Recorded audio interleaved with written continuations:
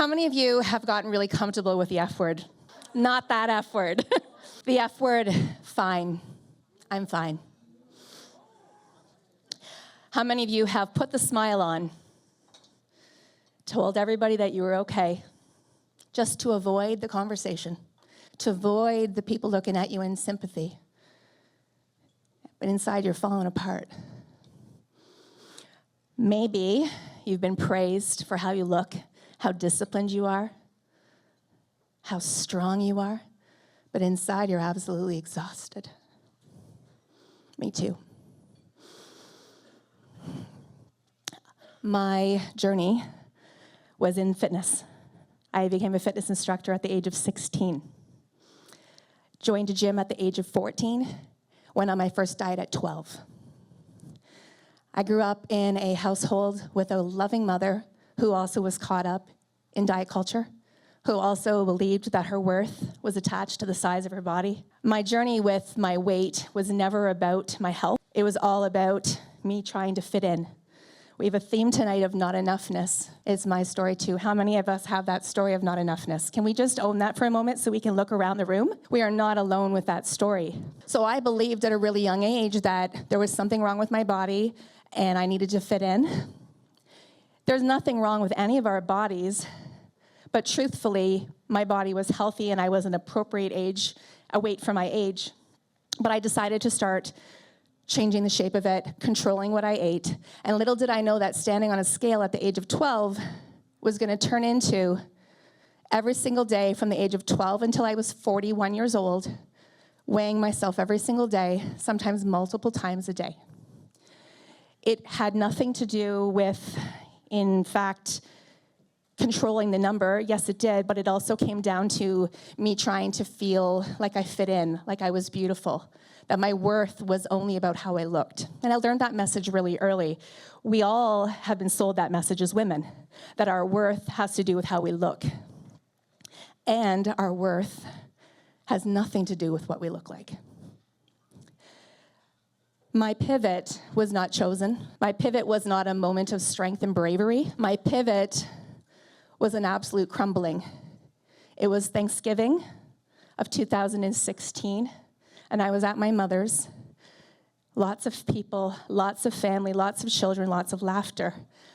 And I was so armored up, trying to hold myself together so that I wouldn't break, that I couldn't even feel joy anymore. I know now, and I believe that I was needing strength from the man upstairs to get me out of the mess that I was in. My health had been suffering for a long time. I lived with chronic hives for 1.5 years. I had my marriage falling apart. I was dealing with chest pains, and I also was secretly wanting to leave the world because I didn't know how to get out of the mess that I had made. I had created this identity that I thought was going to be my future. I was named Instructor of the Year for the largest fitness club chain here in Canada.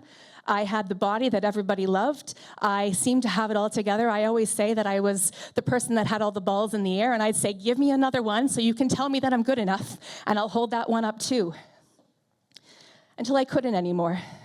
The more responsibilities that I had, the more people wanted of me, the more I wanted people to need me, the more my stress took over.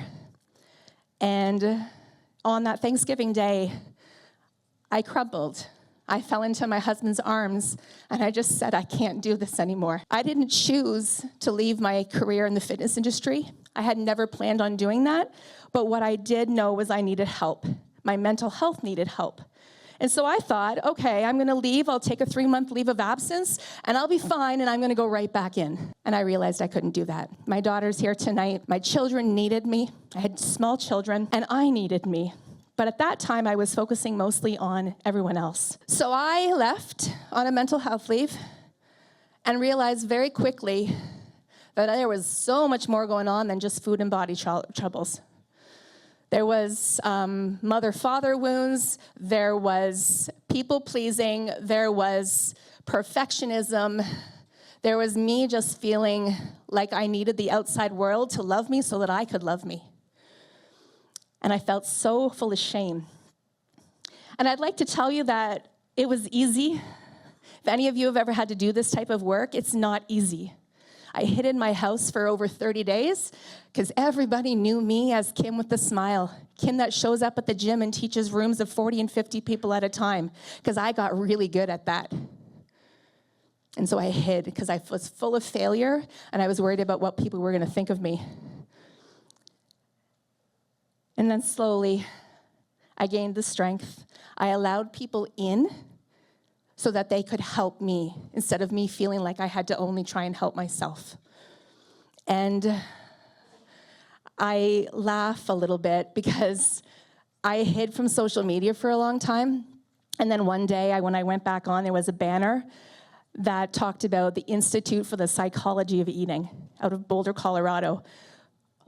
Chronic dieting, body image, binge eating, disordered eating patterns, and I was like, what is this? And then my whole world opened up. Now, I'd like to tell you, I went and did that training, long, extensive training, because Kim needed to find another job, because Kim had to have purpose again. But I realized that it was that down deep healing that I needed to do. So fast forward, 2017, I became a coach, starting to work supporting women with body image and healing, and helping them heal their relationships with food, and ultimately learn how to love themselves. And I'd like to tell you that this pivot of mine did not come with clarity. It came with insecurity. It came with me building a business through the social media world where everybody judges you. My body was changing. I was changing. But at the same point in time, I was finding peace within myself, because the more I took off the masks and said, I'm not going to be this person that the world tells me I need to be, I'm going to find who I am, the more peace I found. And you know what also started to happen? My energy expanded. My ability to love expanded. And that energy was magnetic. And so now, at this stage of my life, I am so much more open to possibility. I'm still up here, nervous, still hoping that I say the right thing. Am I going to be good enough?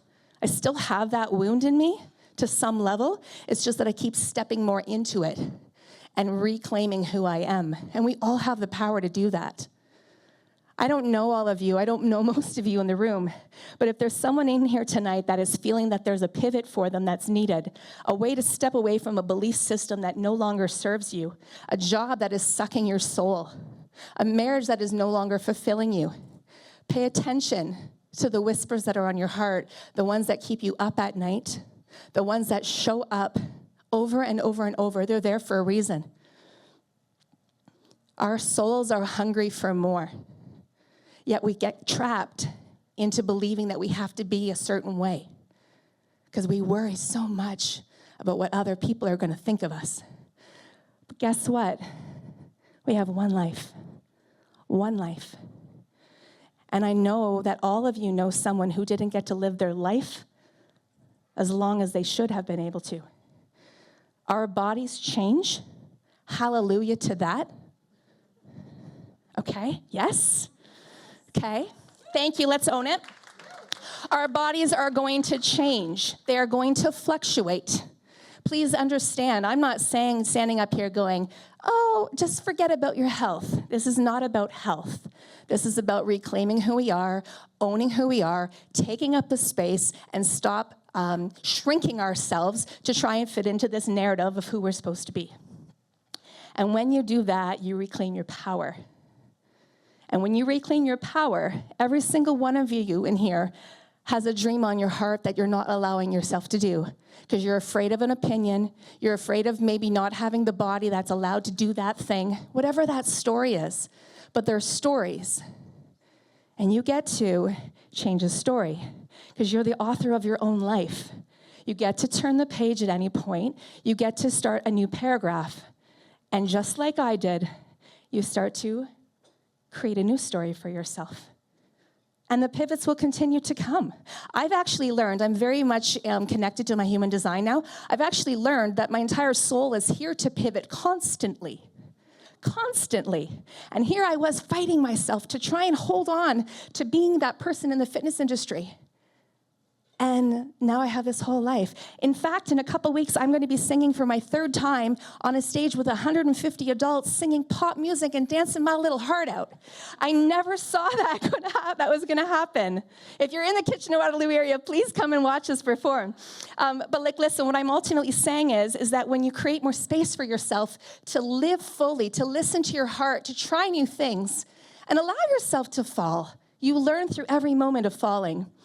And then you try another opportunity, you meet new people, and you expand your life, and you expand your potential. And women, ladies, the world needs us. It needs us. So make sure you're not living life alone. Keep coming to these events. Big, huge thank you to Helen for these events